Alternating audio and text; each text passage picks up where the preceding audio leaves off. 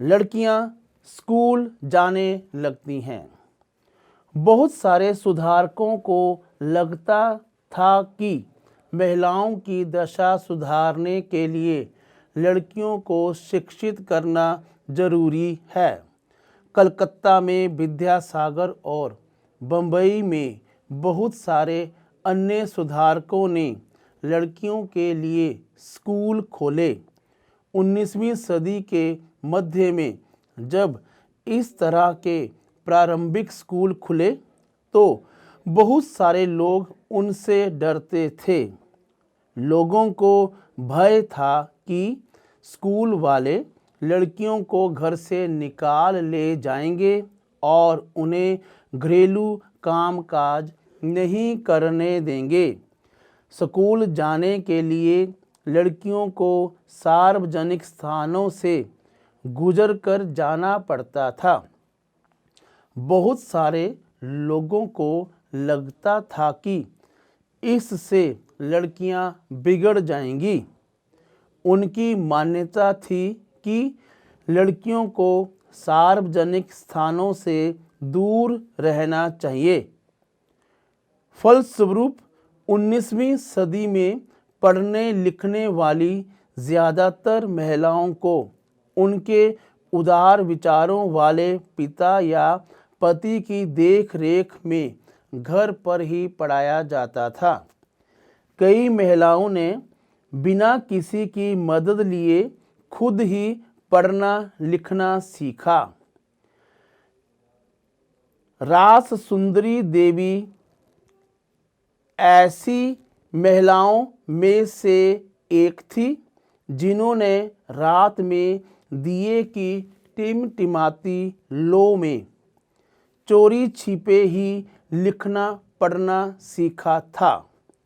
19वीं सदी के आखिरी हिस्से में आर्य समाज द्वारा पंजाब में और ज्योतिराव फूले द्वारा महाराष्ट्र में लड़कियों के लिए स्कूल खोले गए।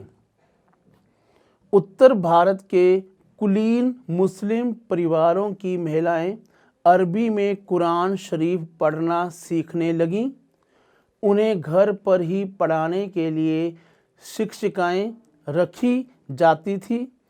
इस स्थिति को देखते हुए मुमताज़ अली जैसे कुछ सुधारकों ने कुरान शरीफ की आयतों का हवाला देकर कहा कि महिलाओं को भी शिक्षा का अधिकार मिलना चाहिए।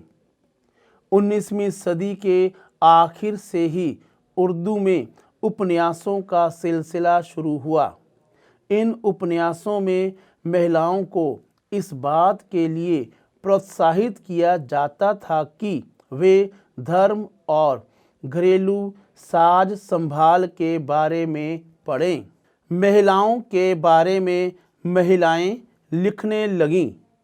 20वीं सदी की शुरुआत से ही बहुत सारी मुस्लिम महिलाओं ने महिला शिक्षा को बढ़ावा देने के लिए अहम भूमिका अदा की। भोपाल की बेगमों ने अलीगढ़ में लड़कियों के लिए प्राथमिक स्कूल खोला। बेगम रुकैया सखावत हुसैन भी उस दौर की एक प्रभावशाली महिला थी जिन्होंने कलकत्ता और पटना में मुस्लिम लड़कियों के लिए स्कूल खोले। वह रूढ़िवादी विचारों की कटु आलोचक थी और उनका मानना था कि प्रत्येक धर्म के धार्मिक नेताओं ने औरतों को निचले दर्जे में रखा है।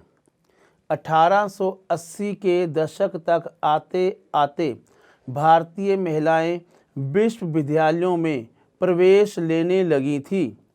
उनमें से कुछ चिकित्सक और कुछ शिक्षिका बन गईं। बहुत सारी महिलाएं लिखने लगीं और उन्होंने समाज में महिलाओं की स्थिति पर अपने विचार प्रकाशित किए। पूना में घर पर ही रहकर शिक्षा प्राप्त करने वाली ताराबाई शिंदे ने स्त्री पुरुष तुलना नामक एक किताब प्रकाशित की जिसमें पुरुषों और महिलाओं के बीच मौजूद सामाजिक फ़र्कों की आलोचना की गई थी। संस्कृत की महान विद्वान पंडिता रमाबाई का मानना था कि हिंदू धर्म महिलाओं का दमन करता है। उन्होंने ऊंची जातियों की हिंदू महिलाओं की दुर्दशा पर एक किताब भी लिखी थी।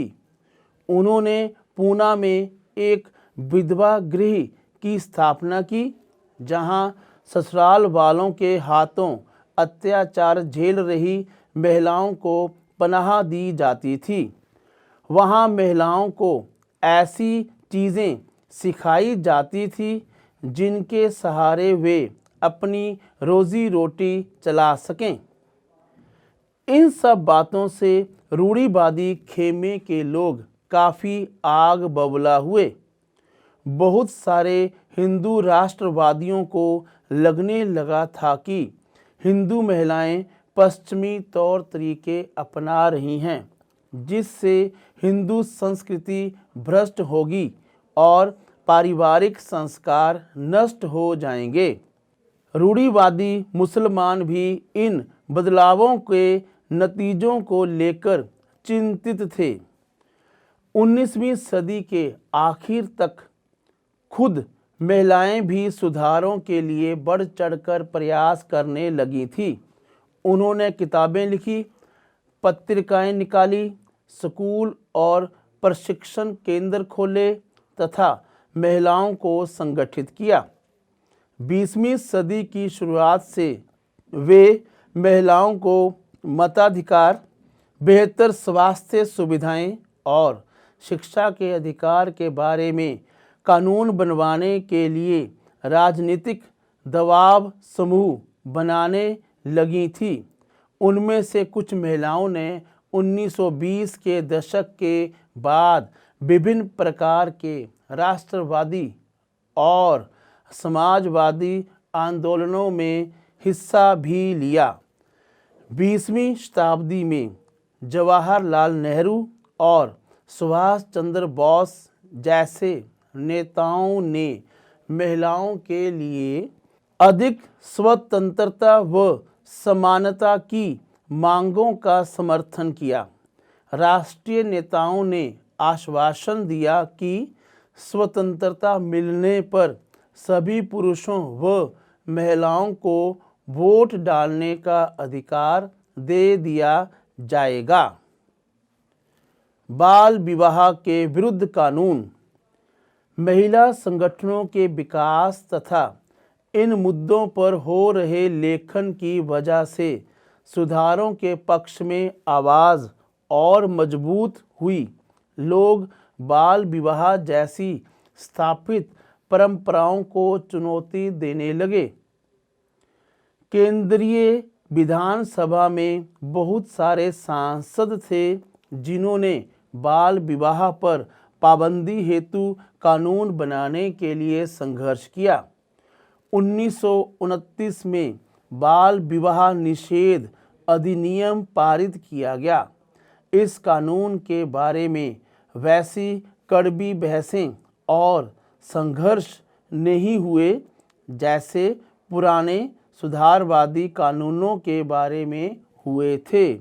इस कानून के अनुसार 18 साल से कम उम्र के लड़के और 16 साल से कम उम्र की लड़की की शादी नहीं की जा सकती थी। बाद में यह उम्र बढ़ाकर क्रमशः 21 साल व 18 साल कर दी गई।